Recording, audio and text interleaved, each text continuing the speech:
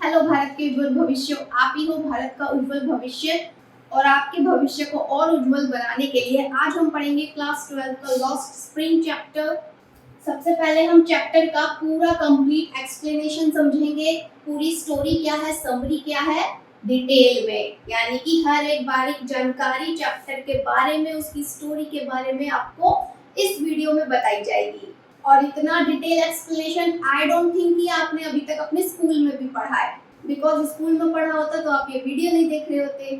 तो बहुत easy language में हम चैप्टर के बारे में हर एक जानकारी जानेंगे एंड एक्सप्लेनेशन के बाद हम आपके बोर्ड एग्जाम के लिए शॉर्ट क्वेश्चन और लॉन्ग क्वेश्चन भी इस चैप्टर के देखेंगे, जो कि बहुत इंपॉर्टेंट क्वेश्चंस हैं। और ये वही क्वेश्चंस हैं जो हर साल रिपीट होकर के लैंग्वेज चेंज करके आपके एग्जाम में आते हैं। तो क्वेश्चन कैसे आइडेंटिफाई करना है वो भी हम सीखेंगे।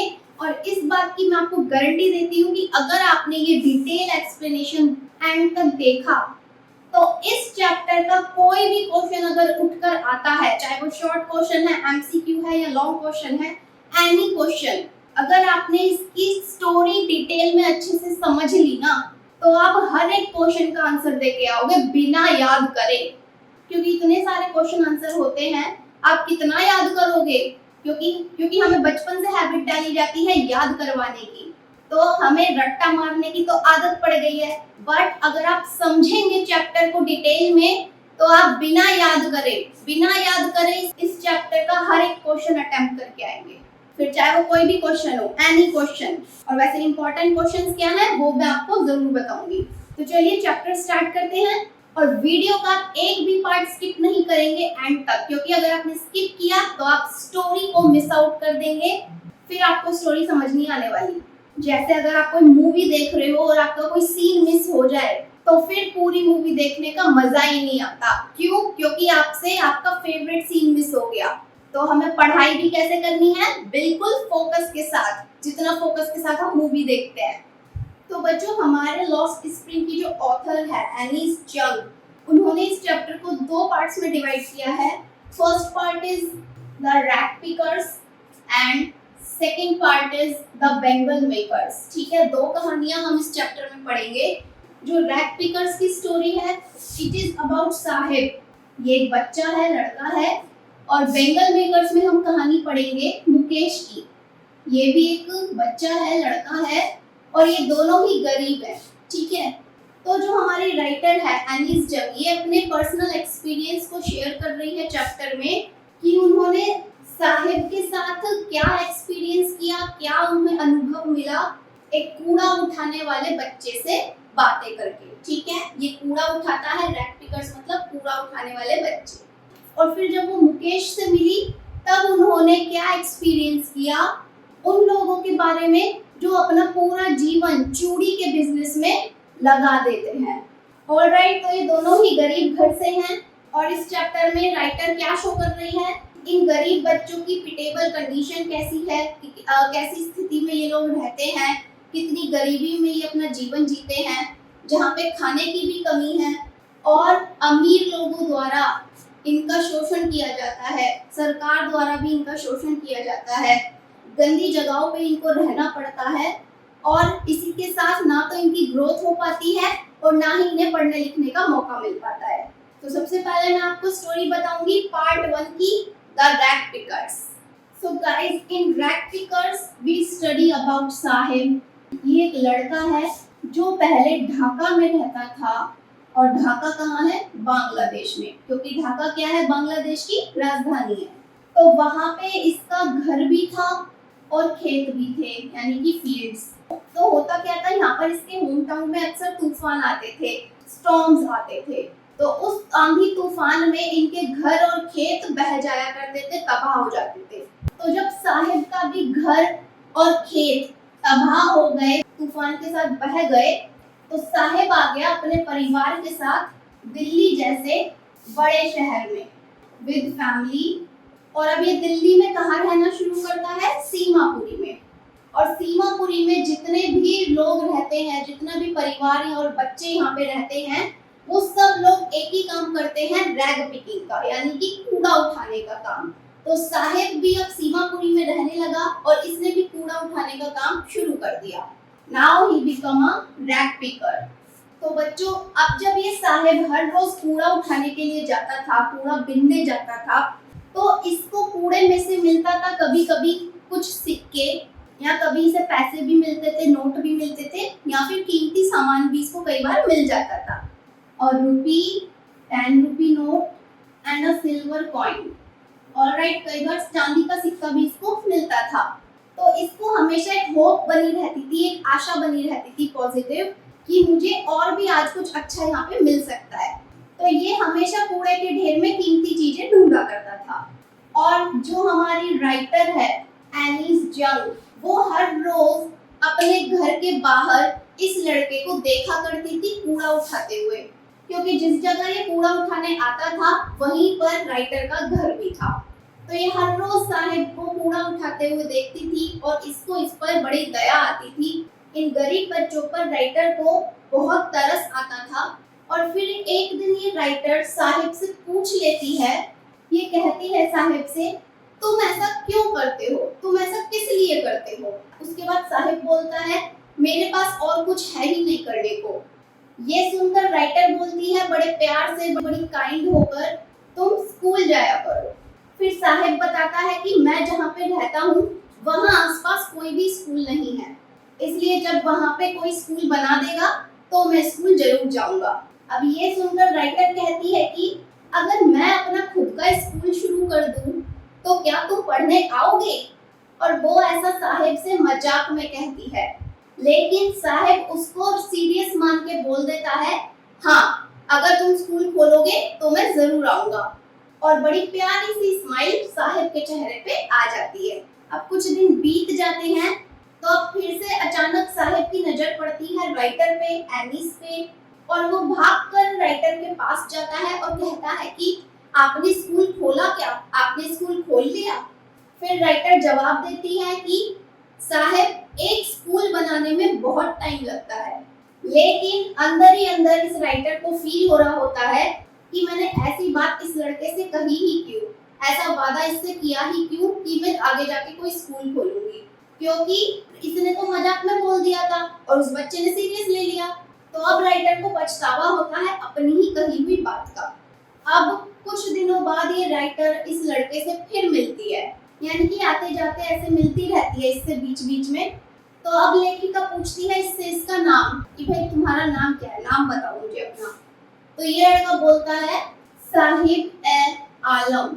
मेरा नाम क्या है पूरा? साहिब ए आलम। और इसके नाम का मतलब क्या था? इसके नाम का मीनिंग है लॉर्ड ऑफ द यूनिवर्स, यानी कि संसार का स्वामी, संसार का भगवान। तो इतना अच्छा नाम है इस लड़के का, लेकिन अफसोस की बात यह है कि इस लड़के को अपने नाम का मतलब भी नहीं पता। वो नहीं जानता कि मेरे इस पूरे नाम का मतलब क्या है। और राइटर क्या पूछती है कि भाई तुम रहते कहाँ हो? तो साहिब क्या बताता है कि मैं तो सीमापुरी में रहता हूँ, और अपनी हिस्ट्री भी बता देता है कि हम बांग्लादेश से आए हैं दिल्ली। क्यों आए हैं? क्योंकि हमारे घर और खेत तबाह हो गए थे तूफान में। तो अब इस लड़के की हिस्ट्री जानने के बाद राइटर डिसाइड करती है कि मैं सीमापुरी में जाकर देखती हूँ कि वहाँ पे लोग रहते कैसे हैं, वहाँ का एटमॉस्फेयर कैसा है। क्योंकि हर रोज ये साहिब को कूड़ा उठाते हुए देखती है और इसके साथ और भी बच्चों को देखती है। तो राइटर ने इतने टाइम में क्या नोटिस किया कि ये बच्चे सिर्फ इधर उधर भटकते रहते हैं और ये स्कूल भी नहीं जाते और ये नंगे पाँव रहते हैं, चाहे गर्मी हो, बारिश हो, सर्दी हो, ये नंगे पाँव ही आते हैं कूड़ा उठाने। और ये बच्चे सुबह सुबह आते हैं चिड़ियों की तरह और दोपहर होते ही ये गायब हो जाते हैं। चिड़िया का चिरपिंग साउंड आपको सिर्फ मॉर्निंग में ही मिलेगा। तो वो इन बच्चों को उन पक्षियों से कंपेयर करती है कि ये तो सुबह सुबह आते हैं चिड़ियों की तरह और दोपहर होते होते गायब हो जाते हैं। और अब राइटर ज्यादातर बच्चों को वहां पहचानने भी लगी थी, उनके नाम से, उनके चेहरे से। क्योंकि जब आप कुछ लोगों को हर रोज देखते हो ना आते जाते, चाहे आप उन्हें जानते भी नहीं हो अच्छे से, बट आप आइडेंटिफाई कर लेते हो कि हाँ, इसको तो मैंने इतनी बार वहां देखा है। मैं आपको अपना इंसिडेंट बताती हूँ। जब मैं जॉब करती थी तो मैं मेट्रो में जाती थी मॉर्निंग टाइम में, और उस मेट्रो में मुझे डेली एक आदमी मिलता था जो ठीक डेली मेरी सीट के सामने ही बैठता था। कभी कभी सीट चेंज होती बट ज्यादातर वो मेरी सीट के सामने ही बैठता था और अभी भी मुझे उसका नाम नहीं पता, मैं उसे सिर्फ शक्ल से जानती हूँ। मीन्स उसका चेहरा मुझे ऐसे याद हुआ है ना, अगर वो मुझे आते जाते कहीं भी दिख जाएगा तो मैं पहचान लूंगी कि ये तो मुझे मेट्रो में दिखता था जब मैं ऑफिस जाती थी। तो अब उसी तरह हमारी राइटर भी इन सारे गरीब बच्चों को पहचानने लगी है। तो बच्चों, अब ये राइटर डिसाइड करती है कि मैं सीमापुरी जाकर देखूंगी कि ये कूड़ा उठाने वाले बच्चों की जो फैमिली है वो रहते कैसे हैं। तो अभी सीमापुरी आती है, जो कि दिल्ली का एक बाहरी इलाका है, आउटस्कर्ट है ये। तो वो यहाँ आकर क्या देखती है कि यहाँ पे तो 10,000 रैक पिकर्स रहते हैं और उससे भी ज्यादा, यानी कि 10,000 से भी ज्यादा कूड़ा उठाने वाले बच्चे और उनके परिवार यहाँ बसे हुए हैं। यानी कि एक तरह से सीमापुरी क्या हो गया, होम ऑफ रैक पिकर्स, कूड़ा उठाने वालों का घर। और सीमापुरी कैसा था, जो लेखिका, जो हमारी राइटर ने देखा, कैसा एक्सपीरियंस किया वहां जाकर, कि वो जगह बिल्कुल वीरान थी, सुनसान जैसी थी, जहाँ पे कोई फैसिलिटी भी नहीं थी। अब आप सोच रहे होंगे कुछ बच्चे सीमापुरी में अगर रहते हैं तो दिल्ली में, कि ऐसा तो नहीं है मैडम, सीमापुरी आके देखो, यहाँ पे ये फैसिलिटी है, हर चीज है, मार्केट है, दुकानें हैं। तो बच्चों, I am not talking about today's days, मैं आजकल की बात नहीं कर रही हूँ। कब की बात कर रही हूँ? 1971, क्योंकि जो साहब का परिवार था वो कब से आकर बसा था सीमापुरी में? 1971। तो उस टाइम सीमापुरी कैसा दिखता था, वहाँ का क्या नजारा था, क्या एटमॉस्फेयर था, वो चैप्टर में आपको हमारी राइटर बता रही है। क्योंकि उस टाइम तो आप पैदा हुए नहीं थे, ठीक है? तो उस टाइम कैसे बने होते थे वहाँ के घर? मेड अप ऑफ मड, मिट्टी के घर बने होते थे। और जो छत थी, छत किसकी बनी होती थी? टिन की और तिरपाल की। और जब भी बारिश होती थी ना, तो इन छतों में से पानी भी टपकता था। और उस टाइम वहाँ पे कोई ड्रेनेज सिस्टम भी नहीं था, जो हमारी राइटर ने देखा। कोई नाली की सुविधा नहीं थी, सीवर भी नहीं था, कोई ड्रिंकिंग वाटर, फ्रेश वाटर भी नहीं था। आज के टाइम में जो मोटर चला के सरकार हमें साफ पानी दे रही है, उस टाइम सीमापुरी में वैसा कुछ भी नहीं था। और वहाँ पे जो रैक पिकर्स लोग रह रहे थे, वो बिना किसी आइडेंटिफिकेशन के रह रहे थे। यानी कि हम इंडिया में रहते हैं तो हमारी पहचान क्या है? हमारा आधार कार्ड। तो वैसे इन लोगों के पास इनकी आइडेंटिफिकेशन के लिए कोई कार्ड नहीं होता था, लेकिन उन लोगों के पास क्या होता था? राशन कार्ड होता था। और राशन कार्ड की वजह से उन लोगों के नाम वोटर लिस्ट में भी आ जाते थे। अब जब राशन कार्ड की वजह से इन लोगों के नाम वोटर लिस्ट में भी आ जाते हैं, तो एक तरह से इनको यहाँ रहने की पहचान मिल जाती है। जैसे आप अफगानिस्तान का अभी का एग्जाम्पल लो, अफगानिस्तान में जो टेररिस्ट ने कब्जा कर लिया है, तो वहां से कितने सारे अफगानी लोग इंडिया में आकर बसे हैं कि नहीं? तो अभी तो उन लोगों को इंडिया का आइडेंटिफिकेशन नहीं मिल पाएगा।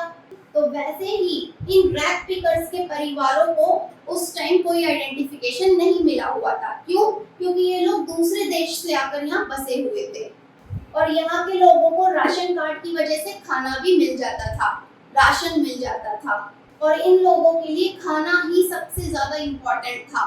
आइडेंटिफिकेशन इनके लिए उतनी इम्पोर्टेंस नहीं रखती है जितना कि खाना, राशन, क्योंकि पेट भर राशन पाने के लिए ही ये लोग दिल्ली में आकर बसे थे। तो इन लोगों के मन में कैसी फीलिंग रहती थी कि हमें पहचान मिले या ना मिले, हमें बस राशन मिल जाए, ये इनके लिए ज्यादा इम्पोर्टेंट था। और क्या पता चलता है राइटर को यहाँ पर कि ये लोग 30 साल से भी ज्यादा टाइम से यहाँ पे रह रहे हैं। तो अब हमारी राइटर को सीमापुरी में ही एक लेडीज का ग्रुप मिलता है जिन्होंने फटी हुई साड़ियाँ पहनी हुई थी। तो अभी राइटर इन औरतों से पूछती है कि आप लोगों ने क्यों अपना सुंदर देश छोड़ दिया, क्योंकि आपका देश तो बहुत सुंदर था, जहाँ पे हरे भरे खेत थे, नदियाँ थी, पहाड़ों का नजारा था, तो आपने इतना सुंदर देश क्यों छोड़ा? अब ये औरतें बोलती हैं कि अगर हम अपने बच्चों को, अपने परिवारों को पेट भर भोजन यहाँ रहकर करा सकते हैं और यहाँ हमारे बच्चे भूखे पेट नहीं सो रहे हैं, सोते टाइम उनके पेट में भूख का दर्द नहीं है, तो हम यहीं रहना पसंद करेंगे। क्योंकि हमारे देश में तो ना ही खाना था ना ही पीना था और हमारे घर भी तबाह हो गए थे। तो अब राइटर ये जवाब सुनकर क्या फील करती है कि ये लोग वही रहने लगते हैं जहाँ इन्हें खाना मिलता है, जहाँ ये लोग देखते हैं कि यहाँ हमें अच्छा खाना मिल रहा है, यहाँ से हमारा पेट भर सकता है, तो ये लोग वहीं पे अपना तंबू डालकर, अपना टेंट डालकर रहना शुरू कर देते हैं और फिर इनके बच्चे उन्हीं झुग्गी झोपड़ियों में पलते हैं और बड़े होते हैं। और यहाँ सीमापुरी में रहने वाले हर एक बच्चे को एक ही काम आता था, क्या? कूड़ा उठाने का काम। तो राइटर क्या फील करती है कि सीमापुरी में रहने का मतलब है कूड़ा उठाने का काम करना, क्योंकि यहाँ के लोगों को, यहाँ के बच्चों को इसके अलावा और कुछ आता ही नहीं। ये कूड़ा उठाने का काम इन लोगों के लिए सोने के बराबर है, गोल्ड। तो राइटर ने कूड़ा उठाने के काम को किससे कंपेयर किया है? गोल्ड से। क्यों? क्योंकि यहीं से उनके घर में रोजी रोटी आती है। तो जिस इंसान को 2 वक्त का खाना मिल रहा है, सर पे छत है, बेशक वो टपकती हुई छत है, लेकिन इन लोगों के लिए वो सोने के बराबर है, क्योंकि इस दुनिया में भूख से बड़ा दर्द कुछ होता नहीं है। और कई बार तो इनको कूड़े के ढेर में क्या मिलता है? 1 रुपए का सिक्का या कभी 10 का नोट या कभी चांदी का सिक्का या कीमती और चीजें। तो इसलिए जो गार्बेज है, जो कूड़े का ढेर है, वो इन रैग पिकर्स के लिए क्या है? Gold. It is a gold to them. तो ये गोल्ड वाला क्वेश्चन भी आता है एग्जाम में, इसलिए मैं आपको ये चीज डिटेल में बता रही हूँ। मैंने इसका आंसर भी लिखवा रखा है, एक बार डिस्क्रिप्शन बॉक्स आप चेक कर लेंगे तो आपको मिल जाएगा। और डिस्क्रिप्शन में इंस्टाग्राम, फेसबुक के भी लिंक होंगे, उनको भी आप फॉलो और लाइक जरूर करना। तो अभी साहिब जो है राइटर से कहता है कि मैं जब भी कूड़ा बिनने जाता हूँ तो मुझे वहाँ से कभी पैसे मिल जाते हैं, कभी चांदी का सिक्का मिल जाता है। तो जब हम लोगों को ये चीजें कूड़े में से मिलती है ना, तो हम लोगों में और होप आ जाती है कि हमें यहाँ से और भी कुछ अच्छा मिलेगा। और जब वो ये बात राइटर को बताता है कि हमें कूड़े में से ये सब कुछ मिलता रहता है, तो इसकी आंखों में बहुत चमक होती है, बड़ी खुशी सी होती है। तो बच्चों, अब क्या है, विंटर का सीजन है और अब एक सर्दी की सुबह ही ये राइटर देखती है साहिब को, जो कि कहाँ खड़ा हुआ था? एक गेट के पास। किसका गेट? Gate of club. इस राइटर के घर के पास ही पड़ोस में एक क्लब होता है जहाँ पे प्लेयर्स गेम खेलने के लिए आते हैं। तो साहिब वहीं खड़ा हुआ था। अब ये राइटर सोचती है कि ये लड़का यहाँ क्यों खड़ा हुआ है। तो जब ये यहाँ पास आकर देखती है तो ये क्या पाती है कि इस क्लब में अंदर 2 जवान लड़के टेनिस खेल रहे हैं। 2 players were playing tennis। और ये साहिब उन 2 लड़कों को खेलता हुआ देख रहा था। अब साहिब राइटर से कहता है कि मुझे ये गेम पसंद है, मुझे भी टेनिस खेलना पसंद है और मैं क्लब के अंदर तभी जाता हूँ जब आसपास कोई नहीं होता और जो क्लब का गेट कीपर है वो मुझे यहाँ झूले झूलने देता है। तो बच्चों, अब ये राइटर क्या नोटिस करती है कि साहिब ने ना टेनिस वाले जूते पहने हुए हैं। He wears a tennis shoe। तो वो पूछती है कि तुम्हें ये जूते कहाँ से आए, क्योंकि ये तो नंगे पाँव रहता है। तो साहिब क्या कहता है कि किसी अमीर लड़के ने ये मुझे दिए हैं। क्यों दिए हैं? क्योंकि उसके एक जूते में होल हो रखा था, छेद। तो उस लड़के ने सोचा मेरे लिए तो खराब है, चलो इस गरीब लड़के को ही दे देता हूँ।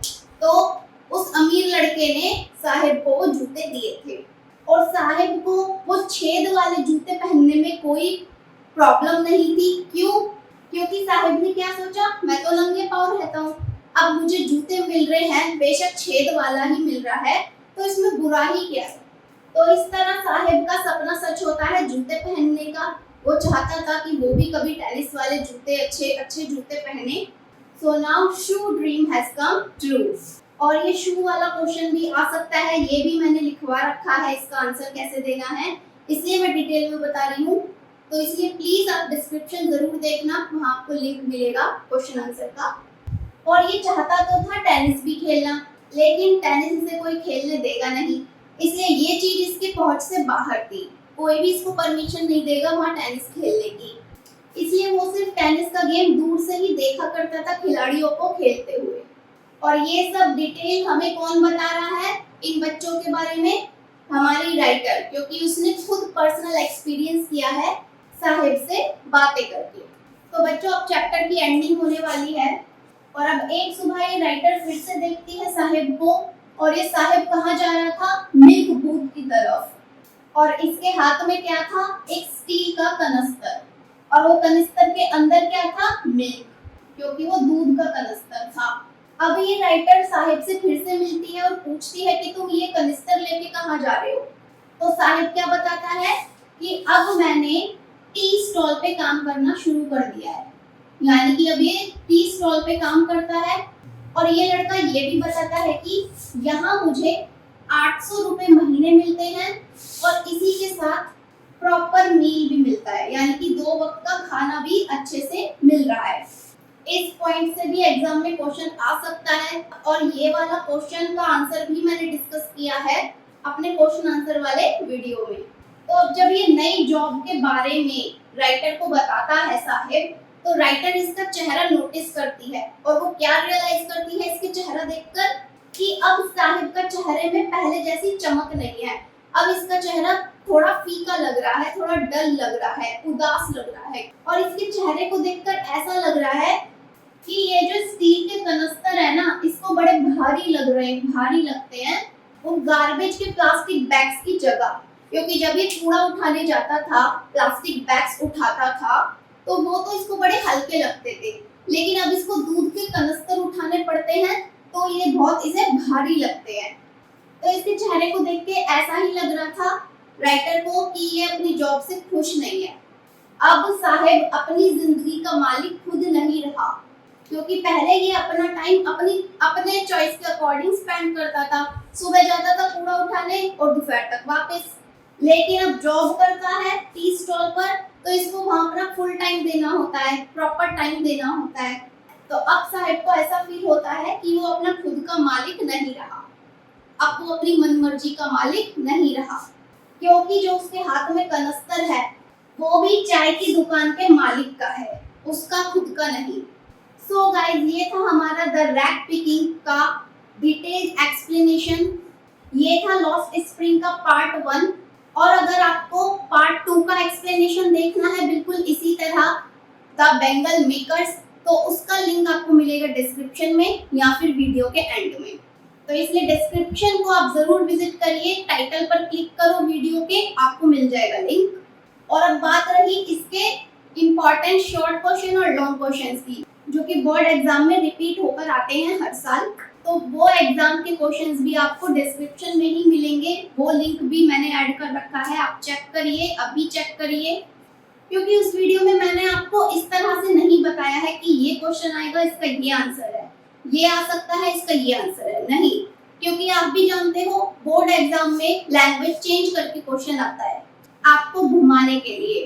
तो कितनी लैंग्वेजेस में क्वेश्चन आपसे पूछा जा सकता है, किस तरह से क्वेश्चन पूछा जा सकता है, और क्या एग्जामिनर के माइंड में हो सकता है कि वो आपको एग्जाम में घुमाए, तो वो सब कुछ लैंग्वेज भी मैंने आपको उसी वीडियो में बता रखा है क्वेश्चन आंसर के साथ, कि अगर ये टी स्टॉल वाला क्वेश्चन आता है तो ये कितने तरह से आ सकता है, और एग्जामिनर आपसे पूछेगा एक ही चीज बट 10 तरह की लैंग्वेज में पूछेगा, और आपको उस टाइम आइडेंटिफाई करना होता है क्वेश्चन। ऑलराइट, तो वो वीडियो भी आप अभी चेक कर लीजिएगा। अब मैं मिलती हूँ नेक्स्ट वीडियो में, टेक केयर, बाय बाय।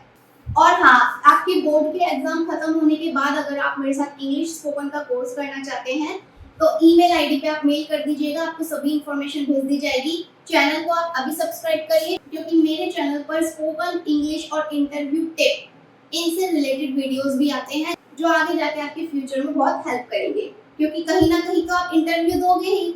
अब इंटरव्यू कैसे फेस करना है, इंटरव्यू में क्या क्या आ सकता है, वो सब क्वेश्चंस भी मैं अपने चैनल पर आपके साथ डिस्कस करती हूँ। तो ये चैनल आपको 12th के बाद भी पढ़ाएगा, सो डू सब्सक्राइब नाउ।